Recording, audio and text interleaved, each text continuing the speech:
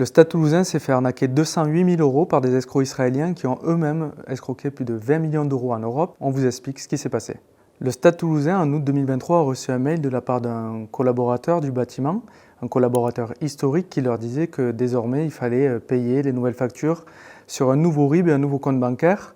Donc le stade a fait ce qu'il faisait d'habitude, il a payé ses factures, jusqu'au jour où un partenaire qui connaissait mieux dans cette entreprise revient vers eux et s'interroge sur le fait qu'il y ait de nombreux impayés.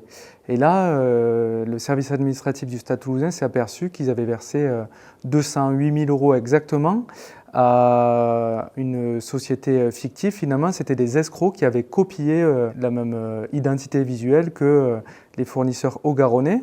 Donc l'équipe du Stade Toulousain a déposé plainte à la police. Dans la semaine qui suit, ils ont reçu des nouveaux mails. Cette fois, c'était des mails dans lesquels quelqu'un se faisait passer pour Didier Lacroix, le président du stade. À la suite de cette escroquerie, de cette deuxième tentative, donc le parquet a ouvert une enquête et elle a été confiée à la juridiction de Bordeaux qui gère des affaires interrégionales. Et il y a un juge d'instruction qui a décidé de mener de très sérieuses investigations à l'aide d'Europol. Et ils se sont aperçus qu'ils avaient mis le doigt dans une vaste enquête qui touchait quasiment toute l'Europe et même l'Amérique du Sud. Et manifestement, le cœur de ce réseau était en Israël.